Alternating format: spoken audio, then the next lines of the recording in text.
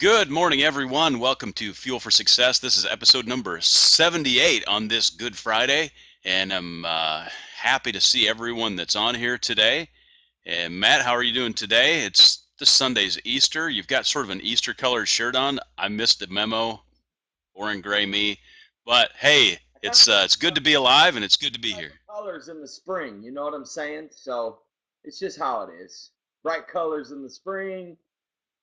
So I found the color yesterday though that I want my employees at my juice bar to wear the t-shirts and might incorporate that in Yeah. Mission 25. I found a cool color. Although I do love the color we're currently using for Mission 25. I think it's amazing. Um, Everywhere we go, people read it. It's a cool shirt. If you don't own a Mission 25 shirt, you know what? Go to mission25usa.com and grab you one of those. Good Easter basket stuffing situation for your kids. Get them a Mission 25 t-shirt. Although you may have to give the Easter basket on Tuesday if you order it today. But do check it out, mission25usa.com. And then also, don't forget that we're going to St. Louis, Missouri next Friday. Starts at 8 o'clock. Um, Ready. we're expecting once again, we're expecting a very thrilling, adventurous, exciting missions trip. And I just need to remind everybody out there that doesn't know what Mission 25 is. It is not. Let me first tell you what it's not. It is not a conference. Get that through your brains. It is not a conference. It's a missions trip through and through. From start to finish, 100% of Mission 25 is about serving. It's about giving to the poor. It's about Matthew 25.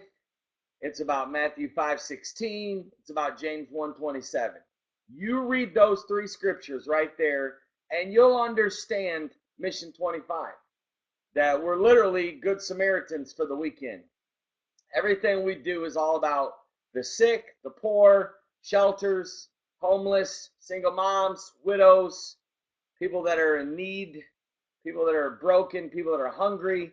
And that's what it's about. So, really do visit the website. Take a look at the locations. The last thing you want to do is procrastinate and miss your opportunity. There's just honestly, with us giving you 12 possible missions trips, there's really no reason for you to miss attending. Well, not attending. We don't want you to attend, we want you to serve at a Mission 25. So you have 12 opportunities. There's still 9 left. So really do hit the website and check it out. And let us know if you have any questions. Feel free to email us. But Mike, are you excited about Mission 25 this year, man? I am. From we've already done three this year, and each one of them has been amazing in its own way, and so inspiring.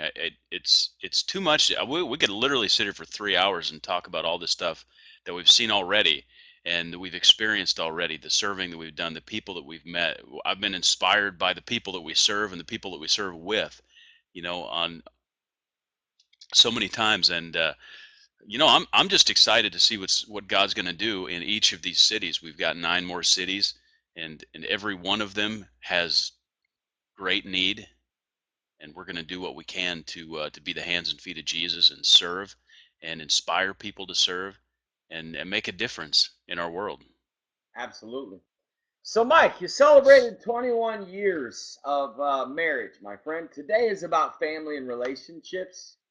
Big congratulations. I think it's awesome. I've Thank you. always admired and respected you in so many ways, but one of the ways that I respect you is you're a great husband. I think you're one of the best husbands I've seen out there. So, from your experience in 21 years, if you had to name two or three keys or secrets to a good marriage, what would you say they are, my friend, from what you've learned? Well, from what I've learned, well, first of all, a lot of times people will reply to a question like that with some comedic retort about, keep your mouth shut and all those sort of things.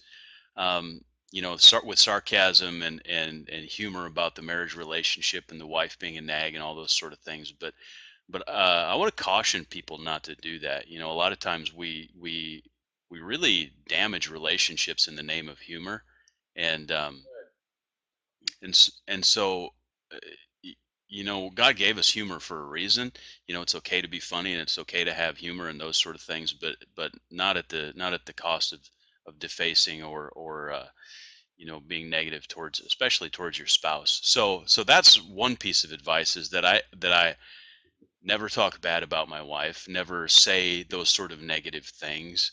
Um, we've uh, we were taught in 22 years ago, 22 and a half years ago, when we were doing some training, I guess, premarital training or whatever, uh, counseling maybe, that we never even mention the word divorce in our home. It's never an option. It never enters our mind. It's not even there. It doesn't exist. And so that's one of the things. As a husband as well, yeah, I would say the third thing is,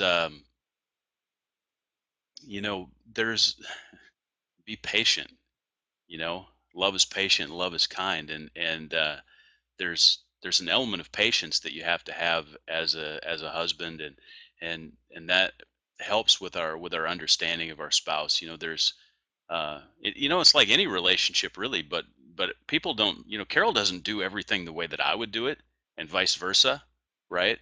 And so, and I've worked pretty much from home now for, except for about a year that I worked downtown at Wells Fargo. I've worked at home for almost 15 years, and Carol's been at home for that same time, maybe 12. So for like 12 years, we literally spend every day together. I'm usually in the office. I'm in the house with her. I don't go, for 10 hours to an office somewhere. I'm in the office in the house for 10 to 12, 14, 16, 18. Matt, sometimes more a day. But we're here together, and so there's a lot of opportunity to be either offended or misunderstood or those sort of things, and patience is a major attribute that we have to have in a marriage. Hope that's helpful. That's good stuff. Very good stuff. So I believe it was Pacey down here that asked top three things on your husband or wife list. I don't know if that's something that's geared to singles or if that's Pacey. Maybe expound a little more on your question. Mike, let me ask you this. What Yeah. was the best piece of marriage advice you've ever received, or the best book you've ever read about marriage? Hmm. That's a good question right there. That's my delay tactic, by the way, when I'm formulating. Oh, I think Matt's told you that. oh, you're saying that. I've used that many times. So, that's a really you good know, question. I, the marriage advice. You know, well, first of all, I've read several books, and I think that one of the principles that I've learned that is probably the most helpful that I've read in books. I don't know that anybody's ever told me this, but it's to continue to learn. Study your spouse and figure out what it is that, in my case, that makes her happy. It's part of the love language stuff or whatever, but it even goes beyond that, and to a point of, like yesterday was her anniversary. I could have done all kinds of different things, but I'm actively looking for and seeking out ways to make her happy. Okay, and that's, why wouldn't I do that? I'm in a relationship with her. I've chose to spend my life with her. So, I mean, simple thing, like for example, we were at Walmart picking up something, and she said, "Man, look at those tulips are amazing." And I'm like, "Oh, you like those?" I said, "What color do you like?" Because I don't know what color to pick out. So she told me, "Oh, I like the purple ones and I like the orange ones." So I went and got her some tulips yesterday. So, in a pot. Now, it's her anniversary. I'm going to pick her up flowers, but I'm looking for the exact thing that she wants, right? Without saying, "Hey, what is it that you want?" Because, if I just go, "Hey, what flowers do you want?" What's that? So you will, that's good. I like that. What I'm hearing is You didn't just come out and ask. You caught that moment and you made a mental note. You know what I'm saying? And I think that brings more Yeah. romance. One thing to ask, but it's another thing to listen when you're out and they just say things randomly and you catch it and then you do it. Am I right? Yeah, it's I'm being with her when I'm with her. I'm paying attention to what she's saying, right? And I think I straight up all the time I see couples that are together and they're not together. I'm like, if you don't like being around the person, find a way to like being around them, okay?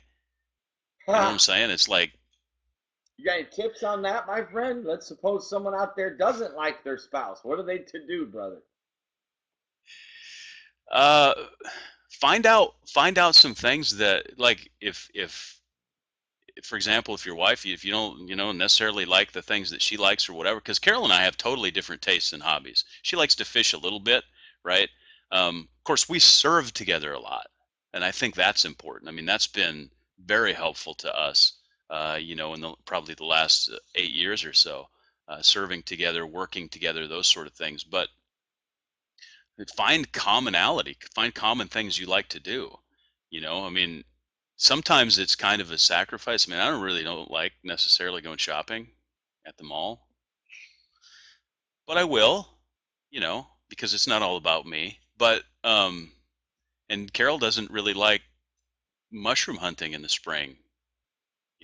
It's okay. We're two different people. We don't have to have everything in common. But what we do is we find the common things and we spend time together doing those common things. So Pretty good stuff. that's my advice. Chrissy asks, has there been a time when maybe one of you did not feel like you were measuring up to the expectation of the other? Uh, yes, That's probably a battle a to lot of them. as humans. Yeah, and that we've gone through some some evolutions of the roles that we have in the marriage. Honestly, years ago, back when I was an atheist and I was working all the time and traveling. I mean, Carol took care of all the finances, all the bills, all those sort of things, and I at that, looking back, I didn't really see it then because my eyes were kind of blinded. But I mean, I was definitely not measuring up then. And we actually talked last night. Carol said, "What do you think was the toughest time that we've ever had together?" I'm like, "Wow, that's a great question." Now, And when no, actually, I mean, yeah, we've definitely got pressure today of the kind of pressure that's on us emotionally, spiritually, and financially right now. We've never experienced in our life, but it's we're happy to do it now, and we're closer because of it. But there was a period of time, again, back when I was an atheist at the time, we were having trouble with our oldest daughter.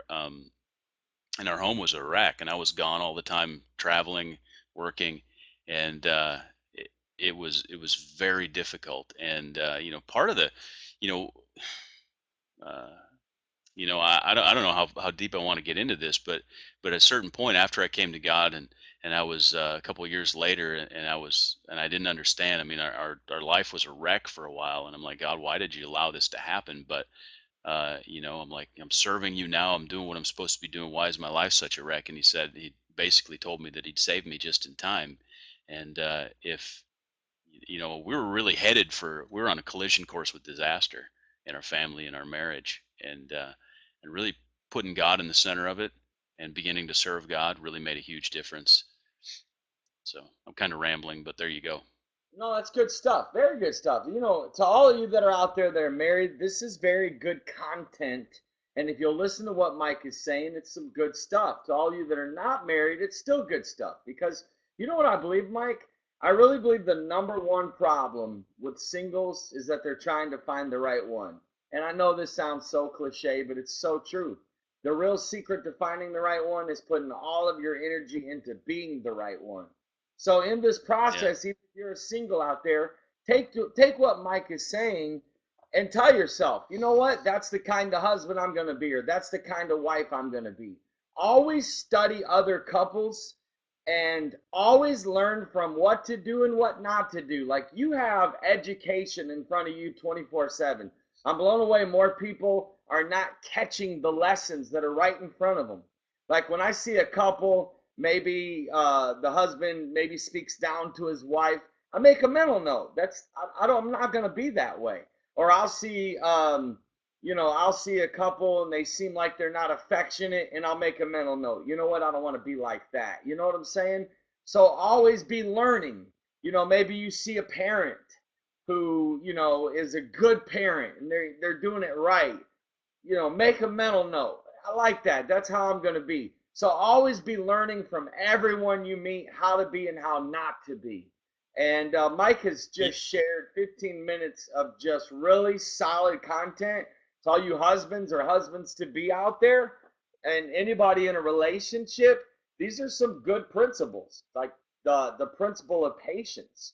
Why do you think in the love chapter in First Corinthians chapter 13, oh, what could happen in our lives if we really got a hold of that chapter? The first thing it says is love is patient.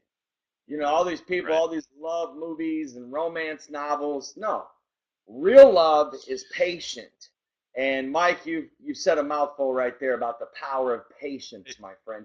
Let's suppose right. someone isn't patient. You're patient by nature. What would someone need to do to become more patient, in your opinion? Pray for patience. Oh, God will put you in situations that will increase your patience. Patience comes a lot of time with understanding and giving people the benefit of the doubt. You just get it in your spirit that people aren't against you. Your wife or your husband isn't against you. They don't wake up in the morning trying to figure out how to make your life miserable. Just a lot of times, just having that perspective. I want to before we jump to Aaron's, one thing I want to add. I just felt inspired to add this. Years ago, I took some pretty massive action. Again, learning and studying my wife, knowing what she liked and what she didn't like, and those sort of things, and what her needs were. I actually bought a massage table. Okay, and they're not that expensive, a couple $100s. I got it for Christmas, and for several years, every single week, I would set up the massage table, candlelight, and give her a 1 hour full body massage. I spent hours learning techniques, learning different, massage techniques and what would be helpful, that sort of thing. And I was personally blown away by the reaction that I had from people, because people are like, "Oh my gosh, I can't believe you do that." I mean, 1 hour every single week. And I thought, wait a minute, this is the woman I chose to spend my life with, and you're shocked that I'm going to invest an hour a week? that goes to show you how I'm like, are bad. we really that lazy?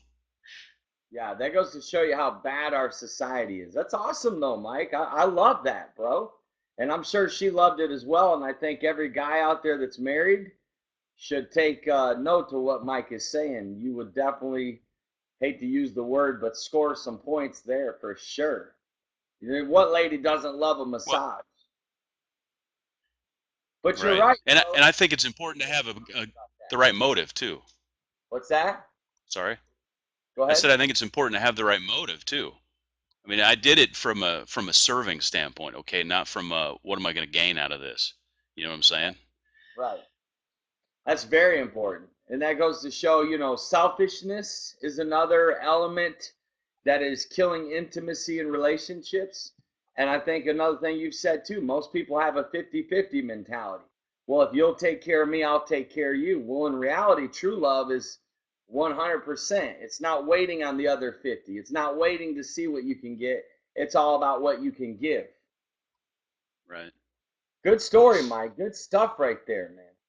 And so let's shift gears a little bit. Unless anybody has any other questions for Mike on marriage, feel free to throw them in there. Good stuff, Mike. I think we need to hear more of this, my friend. I like this question that Aaron asked. It's a very practical question out there. There's millions of single moms in this situation. Three boys need advice about how to talk to them about healthy sexuality. I'm not a boy, so I don't know what it's like to be a teenage boy. This is huge. My best advice in this situation is every single mom that has a boy, hear me? Today, or no later than this weekend, you need to buy the book or get the audio on iTunes from James Dobson called Bringing Up Boys. Hear me? If you're a single mom and you're raising a boy, you need this book as bad as you need air and water. Like, you cannot live without it. That book will save you from damaging your son.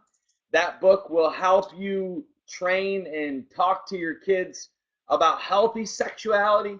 I do believe that we as parents have a responsibility to be open and talk about sexuality with our kids.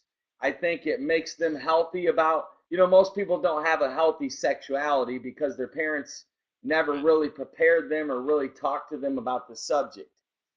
So, Aaron, before you even approach it, I would read that book first because that's going to give you some very practical things. James Dobson is way beyond my expertise in this area, and I'd rather refer to him on this. There's some things on YouTube that I believe he's done, but definitely what I would do is understand that moms have the biggest impact on a boy's view of ladies. And I think that a lot of moms need to understand when it comes to their sons, not to be, I think it's very important that let's do.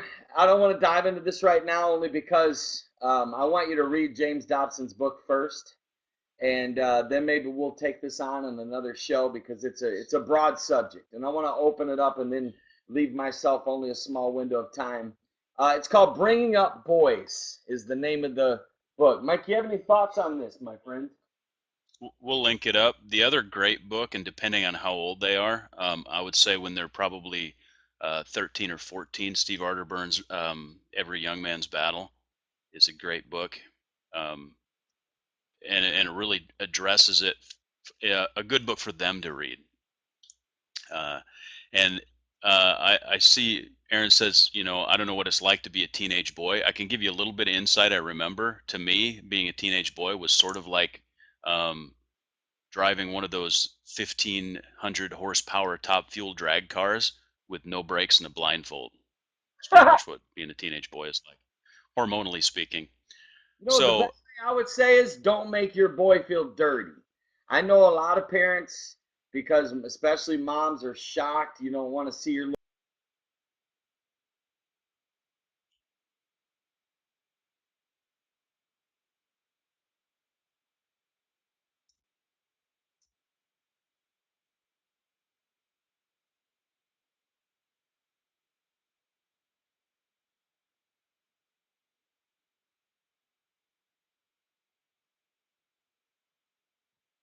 kids are 15. do we lose Matt? No way.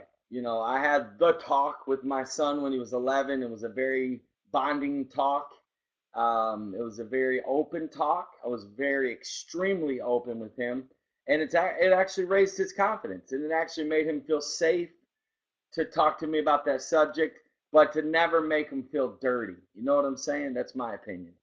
Well, I'm trying to find the actual book. I have it right here on the shelf. I'm mad that I have once had these alphabetized. I got to go back to that.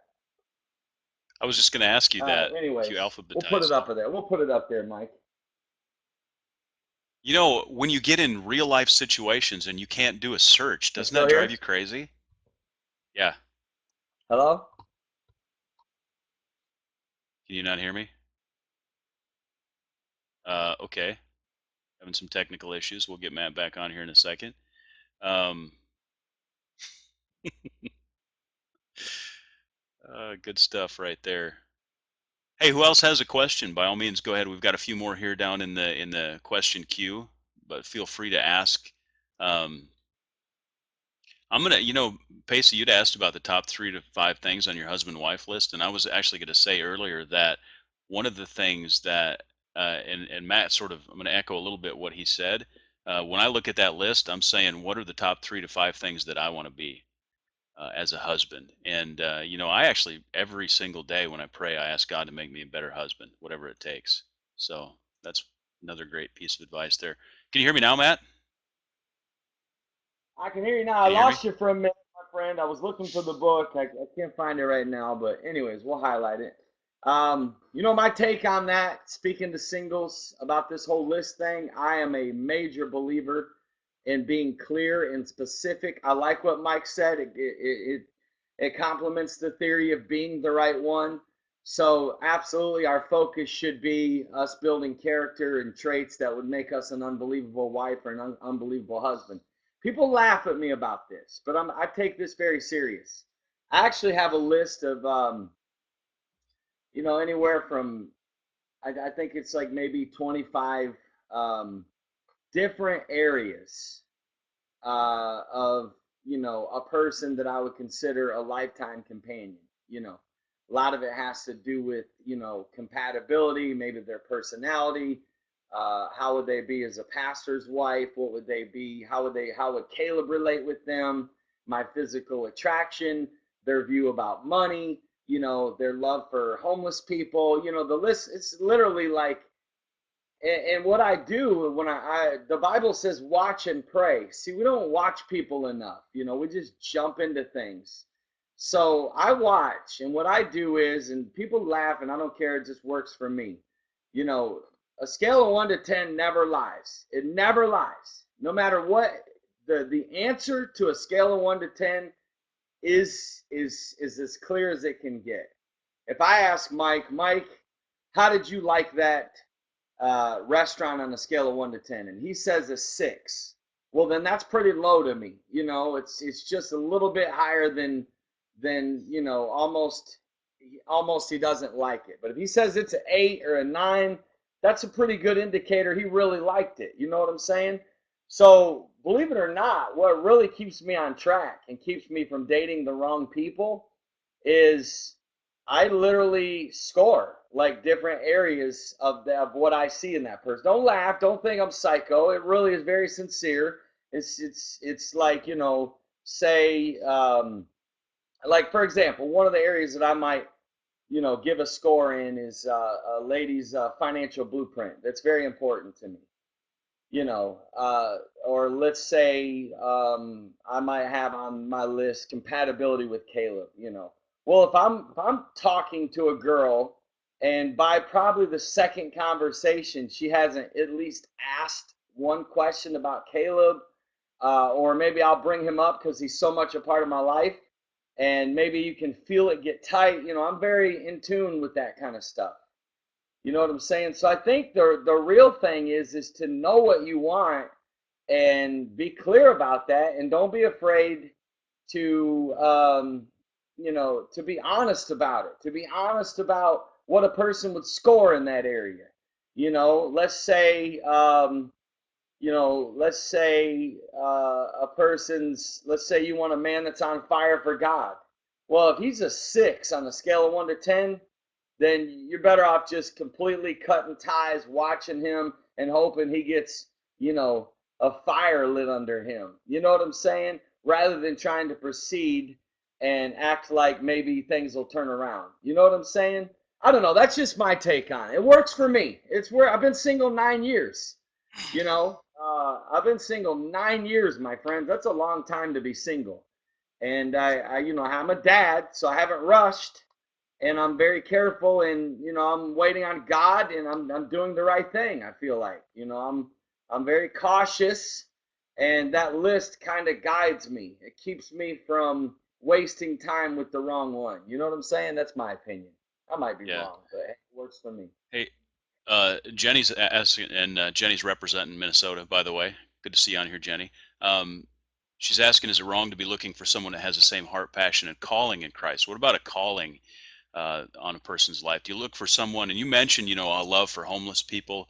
Do you think that it's important for that, person that you're looking for to have the same sort of calling? I mean, maybe you're more evangelism focused, and someone else is maybe more, um, hospitality focused or something of that nature. What are your thoughts on that? It's huge. It's totally huge. I mean, it's the amount of friends that I have that are pastors that their churches will never grow because their wives are not sold out to their ministry. The amount of preachers' wives that I've met that can't stand being a preacher's wife is staggering. So a lot of these things need to be considered. For example, um, I'm all about myself, and hey, to each his own. I'm all about health, right? I'm like, I take it serious. I would never date a girl that wasn't health conscious. Like, if she's not regularly juicing or exercising, and I don't like see her trying to eat healthy, I personally wouldn't date her, right? And I'll give you another case in point. Through my single years, I was in a situation at a shelter, and there was a girl who was very physically attractive, someone that I was considering dating. And there was this mom in this shelter that was holding a little girl, and the little girl was reaching out for this girl who I thought was attractive, who I would consider dating. And the girl reached out for her to she was just playing. She's a little girl in a shelter, living in a shelter. And like the girl, like kind of scolded her and was like, "Don't point," and like pushed her hand back. Like when I saw that, no wonder the Bible said watch and pray. That like even if she was a 10 physically, she just became a 0 to me. You know what I mean? She literally was no longer even considered attractive to me. So I think that it's very important that you're looking for someone that has your same spirit, your same heart. If you're extremely passionate about travel, then you probably shouldn't marry a homebody. You know what I'm saying? If you're extremely passionate about health, you probably shouldn't marry a girl that's like baking every day and, doesn't care about her health, never exercises. If you're extremely passionate about kids, and you marry a girl that only wants one kid, or let's say you don't want kids, and let's say you're dating a girl that wants 4 kids. A lot of people overlook these things. Then you get married, and it's like, I just think that Jenny asked a good question. Is it wrong for someone that has the same heart? Is it wrong? No, it's not wrong. Is that the question? No, it's not wrong. Definitely Yeah. look for someone that has the same heart and calling, because it'll make life so much easier for you. Uh, if you plan on pastoring a mega church, and you got a girl, you're dating a girl that don't like people, I, Make it over. well, you don't need an expert to tell you. You got to use common sense. Common sense wins at the end of the day. If you're a mom and you got kids and you don't think this guy would be an unbelievable stepdad, done. So I just think use common sense in the beginning. Know what you want, know what your passions are, know what your values are. If you're really passionate about, certain convictions and the guy is not, he's not going to change. He's not going to change. Most people don't change, Mike. That's what I've learned. Wow, are we really already 32 minutes in? We are. Whoa, okay. Well, guys, we'd love to keep chatting. Sorry if we didn't get to the rest of your questions. Mike, it was a great week. Enjoyed hanging with you. Your stuff today was phenomenal. I hope every husband in the world watches it. I personally took some things to heart. You said some things that really helped me. I loved your mentality about trying to, uh, instead of trying to maybe see what you want, see what you can give. I like that. I think that's really good. Appreciate that, my friend. Everybody that watched live this week, thank you so much. You guys were awesome. You know what I mean by that word, Carol. I agree. I don't believe in the word step parent, but you know what I mean. Hey, listen, don't forget, my friends, we'll be back Monday morning at 9 a.m. Fuel for Success, Health and Weight Loss. Also, don't forget that you can watch this on iTunes, YouTube, or go to fuelforsuccess.tv.